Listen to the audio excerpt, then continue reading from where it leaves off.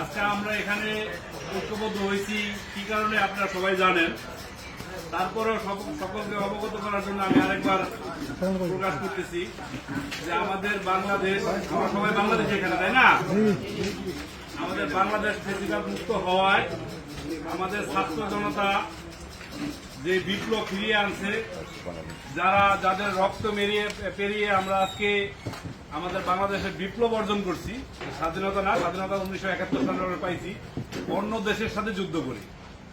আর আমরা বাংলাদেশের ফ্যাসিবাদ সরকার দূর করার জন্য ছাত্র সমাজ, ছাত্র আন্দোলনের মাধ্যমে আমরা আবার করে নতুন করে বাংলাদেশকে বিপ্লব এনে দিয়েছি।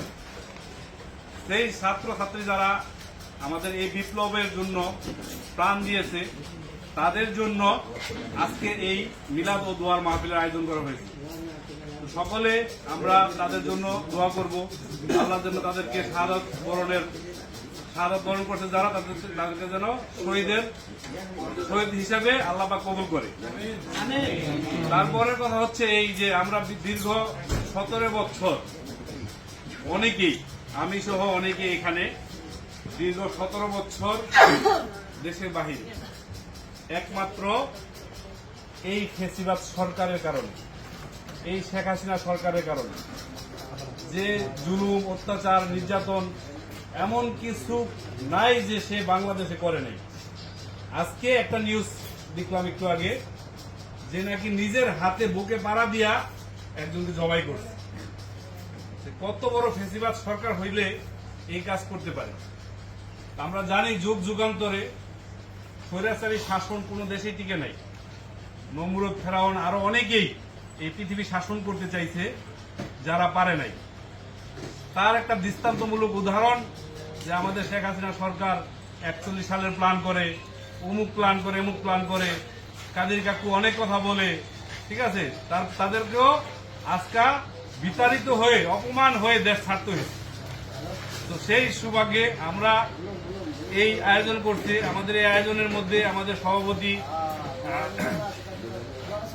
জাকির ভাই, সেক্রেটারি হাফিজুর ভাই, আরো এই প্রতিষ্ঠানের অন্য সংগঠন যারা আছে, মালয়েশিয়াতে পুলুয়াংয়ে একটা থানায় এই প্রতিষ্ঠানের যারা আয়োজন করছে তাদেরকে সকলকে ধন্যবাদ, ও সভাপতি সেক্রেটারিকে পার্সোনালভাবে ধন্যবাদ, যারা আমাদের এই ফ্যাসিবাদ সরকারের বিরুদ্ধে এবং ছাত্র ছাত্রীদের নির্মমভাবে হত্যা করার বিরুদ্ধে প্রতিবাদ জানিয়ে আজকের দোয়া ও মিলাদ মাহফিলের আয়োজন করছি। তো আগামী দিনের দেশ আমরা গড়ব সুন্দরভাবে, যেভাবে আমাদের দেশ সুন্দর হয়। আপনি আমি যারা আমরা প্রবাসী আছি, আমরা আগে অনেকেই টাকা পাঠাইতাম। আমাদের প্রবাসীর অনেক ভূমিকা।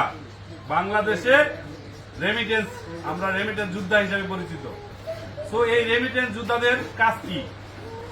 আমরা একসাথে সবাই আবার রেমিটেন্স পাঠাবো ব্যাংকের মাধ্যমে, যেই কারণে আমাদের দেশের অনেক উপকৃত হবে। আমরা কিন্তু রেমিটেন্স পাঠাই, আমাদের অর্থ, উপার্জন করা অর্থ বাংলাদেশে পাঠাই আমাদের ফ্যামিলির জন্য, কিন্তু এই টাকাটা ডলারে পরিণত হয়ে আমাদের দেশের অনেক উপকার করে। যার জন্য আমরা রেমিটেন্স আর কেউ হুন্ডিতে পাঠাবো না। সবাই একমত আছেন তো? আমরা সবাই ব্যাংকের মাধ্যমে টাকা পাঠাবো, যাতে আমাদের রেমিটেন্স ডলারের মাধ্যমে আমাদের বাংলাদেশ ব্যাংকে জমা হয়, আমাদের অর্থনৈতিক টাকা সচল থাকে। ঠিক আছে সবাই?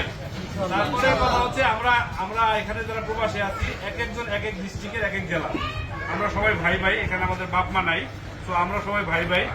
আমরা দেশে যাইয়া যখনই আজ হোক আর কাল হোক আমাদের দেশে যেতে হবে, যেহেতু আমাদের জন্মভূমি বাংলাদেশ। আমি চাই মাতৃভূমি মৃত্যুর কাজ, সম্পূর্ণ কাজ শেষ হোক আমাদের বাংলাদেশে। তো আমাদের জন্মভূমি বাংলাদেশ, আমরা আবার ফিরে যাব। ওই দেশে যাই যার যার এলাকা, যার যার ইউনিয়ন, যার যার থানা আমরা নিজেদের মতো করবো।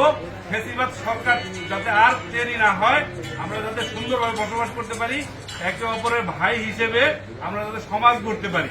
আমরা সকলেই দেশের জন্য যেভাবে ছাত্র সমাজ রাস্তাঘাট পরিষ্কার পরিচ্ছন্ন করে আজকে দেখিয়ে দিয়েছে যে আমরা পারি বাংলাদেশ গড়তে, সেই বাংলাদেশ আমরা আবার গড়ে দেখাবো। যে পরিমাণ ঋণ আমরা আছি, এই ঋণ আমরা একমাত্র প্রবাসী পারি এই ঋণকে পরিশোধ করে দিতে। তো আমরা সবাই ব্যাংকে টাকা পাঠাই, এই ঋণ পরিশোধ করে দিব। বাংলাদেশ সরকারকে আমরা বিজ্ঞাপন করব, বাংলাদেশ সরকারের পাশে থাকব এবং আমরা এখানে আমি মনে করি সবাই বিএনপির প্রার্থী, বিএনপিকে সবাই ভালোবাসি। আমাদের তারেক রহমান সাহেব এখন লন্ডনে অবস্থান করতেছেন। উনি আপনারা জানেন কত ধরনের নির্যাতন অপহরণ সহ্য করে আজকে এই 15টা বৎসর সে লন্ডনের মাটিতে আছে। সে আমাদের দেশে বীরের ভেসে ফিরে আসবে। আমাদের মা নেত্রী বেগম খালেদা জিয়া, তার সুস্থতা কামনা করতেছি। উনি অনেকটাই নির্যাতন নিপীড়ন সয়ে একেবারে শেষ হয়ে গেছে, তাকে যেন আল্লাহ পাক সুস্থ করে দেয়। আর আমাদের তারেক রহমান যেন আল্লাহর রহমতে বীরের ভেসে বাংলাদেশে ফিরে আসতে পারে, সেই জন্য তার জন্য দোয়া করব। আমাদের সকলের জন্য সকলে দোয়া করব। এখনই মিলাদ মাহফিলের আয়োজন হবে, সবাই সবার জন্য দোয়া করবো। সকলে ভালো থাকবেন, সকলের সুস্বাস্থ্য কামনা করে আমি আমার সংক্ষিপ্ত বক্তব্য শেষ করছি। আসসালামু আলাইকুম, সকলে ভালো থাকবেন।